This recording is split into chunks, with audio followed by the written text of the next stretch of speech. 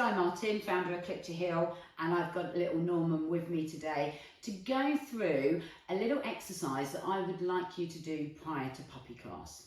Now, when you come into puppy class, it will be laid out, so you'll have a couple of chairs and we put a table on the side so you've got a little pod. And the reason for this is to keep the dogs, we're trying to build confidence in that environment. So we're trying to separate the dogs up initially within the class so that they all can gain their confidence within that environment at their own speed. There'll be some puppies that will be really nervous about coming into this new environment. And positive socialisation is the dogs learning to be calm around each other and being able to work with you and respond to you within that environment. Because that's what you're going to be facing out in the field when there's lots of other dogs and you're trying to get recall from your dog. So this exercise is a settle exercise, and as you can see we can use lots of different types of surfaces. So Normie here is trying to get closer to the treat bag, has gone onto the high canine bed. These are great for your kind of kitchen manners and those kind of, you know, when you're eating and things, to get the dog to stay in this location, and it'll be trained in a similar way. Or you may use a blanket. What I've got here is a little mat, and I'm going to call it Matt, and we're going to do this little exercise called settle. So we'll grab Norman's attention. He's only just learnt the down at class yesterday, so we may have a little bit of fiddling to do. Okay, so I'm just going to lower him onto the mat. I'm not going to call it anything yet because he has no idea what he's doing. Several ways, good, to get that kind of down position. So I can take him from the sit, where my hand is above his head, and just lower to the floor. Just be patient with his step because sometimes it can take a while. I've done a little bit of pre-work with Norman here because he's only just learnt the down, as I say, yesterday at class, so he's still in early stages, so hopefully this shows you what it might look like. So you can see he's just getting back up into the sit there, so just be patient, wait for that down. As soon as he lies down, I'm not going to mark the behaviour, I'm just going to place the food on the floor. I'm going to go immediately into doing a duration behaviour, which is what I want him to just settle and relax. And early on we may apply lots of food to this, but we've got to get to the stage where we're not putting so much food into it. So I'm just going to wait for him. Again, just be patient, wait for that lying down. As soon as he lies down, I'm just planting the food on the floor between his feet. Okay, just do a couple of feeds and then I'm going to give him a release cue. I'm going to say the word break and I'm going to throw a treat off the bed. Okay, wait for him to come back on. Okay, just lower that down. Okay, again, just be patient, put the food on the floor, waiting for his leg to relax. He's just put this one leg up nearest me, so I'm just waiting for that to chill. That's it, good. Just placing the food on the floor. He knows that's not the chicken, didn't you? Just relax this little paw here. And that's it. Good, that's it, good baby. Okay, and I'm going to apply food quite quickly to start with, only because of keeping him in that down. Break.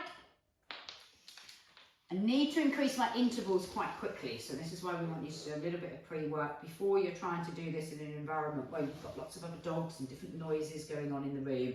You really want your dog kind of understanding this is a little bit of a behaviour at home. I've chosen to sit on the floor with him at the minute. Obviously, as the behaviour progresses in the classes, you're going to be sitting on a chair. I've put his harness on. Break. Okay, so it's a little bit the same kind of feel for him, going out and about with his harness. Okay, so we're just going to lower that down. He's getting much better at understanding that down now. Place the food there. What I want to do is to start to build some intervals. So you can see now I've just taken my hand away and then I'm coming back and feeding. If he were to get up at this point, which he has, I'm just going to go back in, lower that down, and just start feeding again. Okay, slightly got up on one leg, so I'm just going to wait for that relaxation. Good, good baby. Good. Nice. Break. Okay, move him off. Okay, let's come back again. Okay, so lower that down. I put my hand straight on the floor now from the stand. So this is slightly different from him because previously I've gone through the sit. I'm just going to see if he can work it out. He's obviously got a lot of food for lying down. I just want that brain cell to kick in. There we go. And just understand that this is about lying down. Okay. Obviously with some dogs, like Norman, you know, food and training, it can be quite highly arousing. So this can actually add to a little bit of arousal. You can see how he's hassling me there for the food. Okay, so if he is hassling me for the food, I'm just going to wait it out until he's not hassling me for the food. And something that I do with my own pups a lot around the house is just waiting. I have different food pots around the house all the time, so if they do something good, I can mark them and reinforce them. Or particularly I have them around for calmer behaviours. So the dog starts lying down completely relaxing.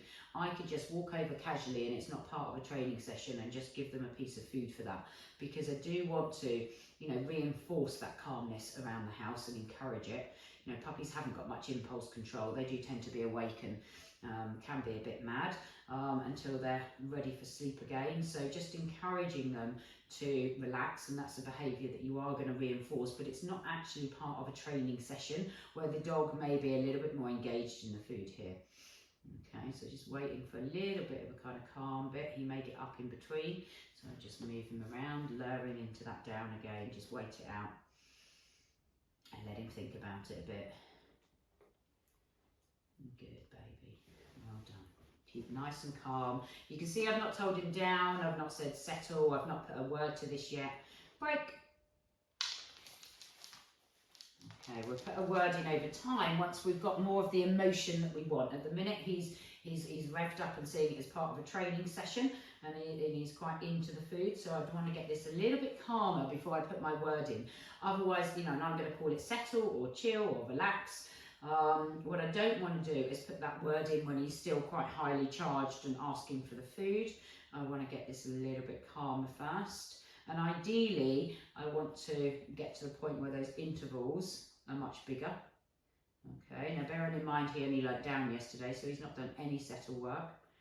So you can see how this is kind of progressing quite well already. So first, practice this in the home environment. I do want to get to kind of sitting up on the chair here, but I also want to take it eventually to different environments, whether I'm going to a coffee shop or the pub garden, somewhere where I can take the puppy where they're gaining some experience about the world, which is what socialisation is about. So gaining experience with the 4 S's, sights, sounds, surfaces and smells.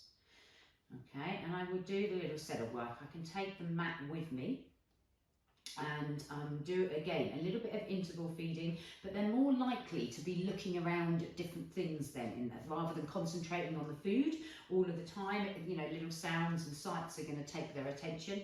I could mark them for looking at those if I felt I needed to dilute or diffuse what they're looking at, but generally I just let them look around at the environment and just do a little bit of interval feeding. Okay, in between, which is a really great way to socialise your dog and really important behaviour for your puppy to learn. So I'd like you to practice this every day of the week if you can, and building up your intervals between feeding. You can see, because this is a new exercise with Reggie, I'm feeding at quite quick intervals, but I want you to get to the point where you can drip feed at bigger intervals. I'm just going to see if I can just move to a standing up position and just lure him back into standing up, sitting, sorry. And then just start within the same session, just doing a little bit of feeding while I'm sat down. And obviously I can introduce the lead into this as well, which is what it's going to look like more at puppy class.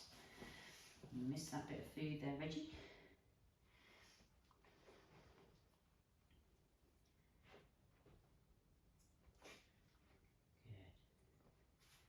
Good. This makes for a nice little training session as well. You'll be amazed how much this tires them out and fills them up. So if you can work on this once a day, prior to puppy class, then hopefully it will make your puppy training and puppy class experience more successful. Good boy, Reggie. Thank you for watching. See you at puppy class. Break.